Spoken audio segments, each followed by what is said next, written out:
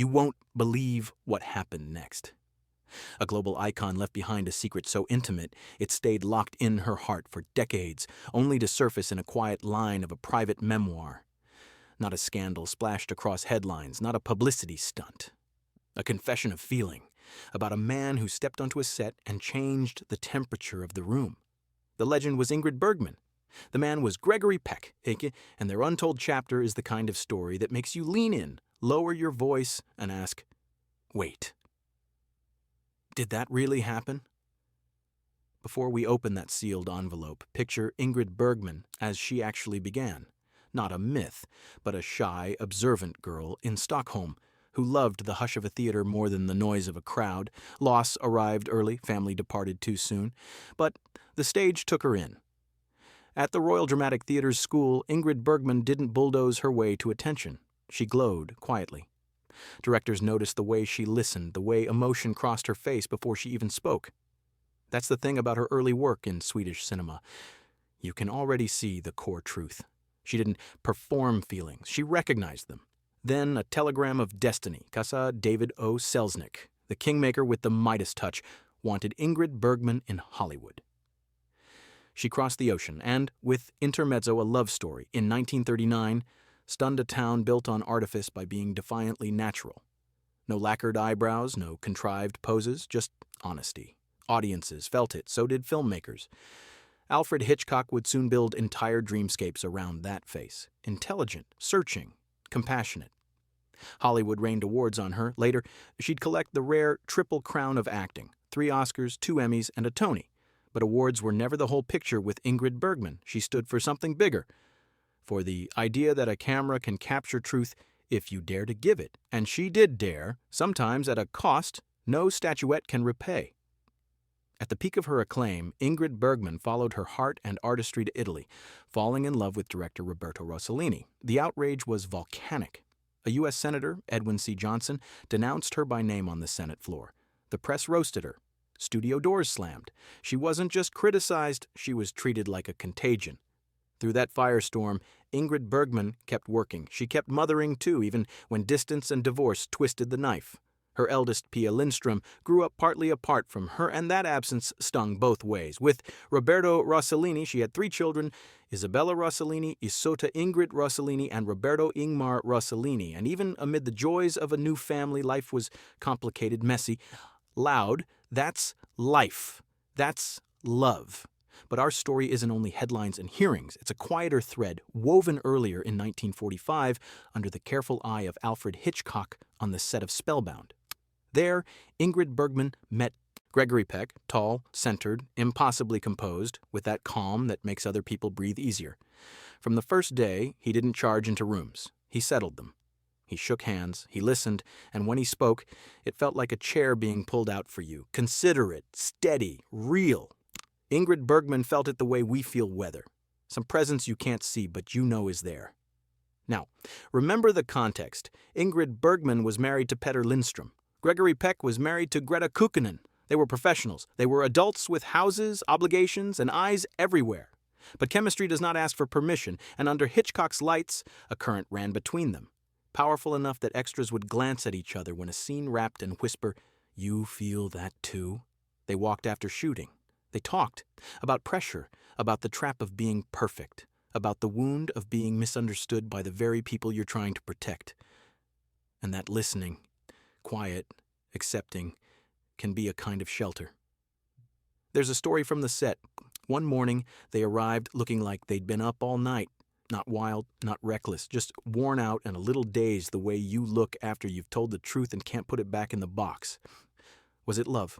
Call it what you like. It was tender, it was temporary, and it was real. You can see it on screen in Spellbound. Those searching looks aren't acting tricks. They're 2 people figuring out how to feel and still walk the line they'd chosen. Ingrid Bergman was nobody's fool. She knew the cost of public confessions. In that era, a slip was a scandal, and a scandal was a sentence. So they made a hard choice. No declarations, no promises, just a private understanding. Let this stay ours. They finished the film, they went back to their lives. And over time, the story faded the way summer tans do, slowly, completely, except for the parts that never leave. Years later, when asked, Gregory Peck would acknowledge carefully that what they had mattered. And Ingrid Bergman, she wrote in a private notebook, about a man whose presence filled space and softened the walls around her. Not a tell-all, just a gentle stamp. This was real to me. If you're wondering why she kept it quiet, well, now you know. Ingrid Bergman had learned from the Rossellini explosion that public love can turn into public property overnight. The press pulls the petals off the rose just to count them. She protected this memory the way you protect a candle in wind. Cup your hand, look down, keep walking. Silence wasn't shame. Silence was respect for him, for her family, for the work. Speaking of the work, look at that run. Casablanca, Gaslight, Notorious. Films where Ingrid Bergman plays women who think hard and love harder, who weigh risk and step forward anyway. If you've seen Autumn Sonata, you know what I mean, under the direction of Ingmar Bergman. No relation, just one of those perfect coincidences. She stripped away glamour and let conflict blaze bare on her face. It's searing. It's humane. It's the culminating proof of an artist who never hid from the difficult, even when life begged her to pick the easy path. Then came the chapter you don't see on posters. While performing The Constant Wife in London, Ingrid Bergman found a lump. She pursued treatment quietly, surgery, recovery, back to work. Cancer is a long, unglamorous fight, and she took it on with the same grace she brought to set call times and evening curtain rises. No speeches about courage. She just kept showing up, kept memorizing lines, kept choosing laughter when she could find it. The final sprint of her career is its own kind of miracle. In A Woman Called Golda, Ingrid Bergman transformed herself into Golda Meir, embodying not just a face or a voice, but the gravity of a leader.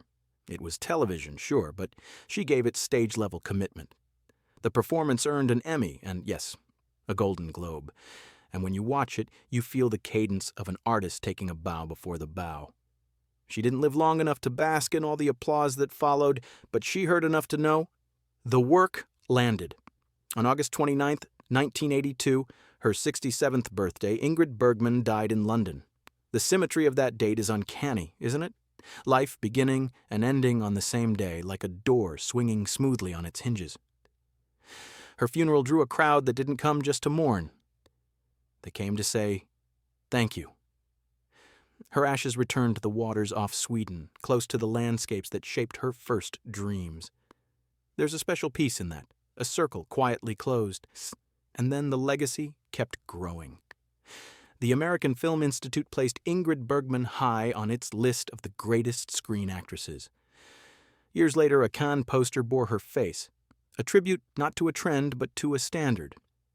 A deep red rose was named for her, fitting because roses are tough as they are beautiful, and that was her in a nutshell. There's an exhibit in Stockholm that keeps her story alive, not as a museum piece, but as a reminder. Genius is rarely tidy. Artists kept singing her name, too. Woody Guthrie wrote lyrics in the 1950s about Ingrid Bergman, words that napped in a drawer until Billy Bragg and Wilco woke them up decades later. The song isn't a biography, it's a love letter to a presence, to what it feels like when an artist's aura outlasts any one role. And that's the truth with Ingrid Bergman. People who've never sat through Gaslight can still sense the outline of her, the mixture of strength and softness, intelligence and warmth. Now, let's open the envelope we started with. The quiet line in the private papers. It wasn't fireworks. It wasn't gossip. It was a memory of Gregory Peck, how large he felt without raising his voice, how safety can feel like size, how a person who listens can be the loudest thing in the room. That's not the language of scandal. That's the language of gratitude. On the set of Spellbound, Ingrid Bergman found a partner who understood her in the exact season she needed understanding. They honored the limits they'd both chosen, then they honored the memory by keeping it theirs. And if you're thinking, why tell any of this now? Because it completes the picture. Ingrid Bergman wasn't a statue. She laughed. She made mistakes. She felt torn between duty and desire. She learned when to shout and when to whisper. She lost people. She rebuilt bridges. She took the hit for following her heart to Italy and still had the nerve to walk back on an American stage and win a Tony. She was complicated in the most human ways. That's why the films still crackle. That's why her face still feels contemporary. She didn't try to be timeless. She tried to be true.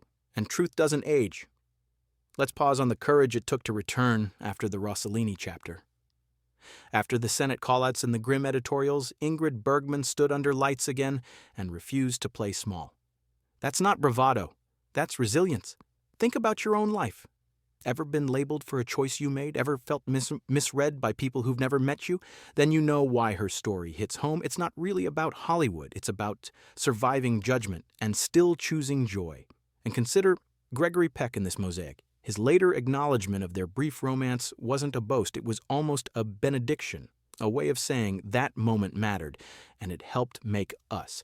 Gregory Peck was known for integrity, and this fits.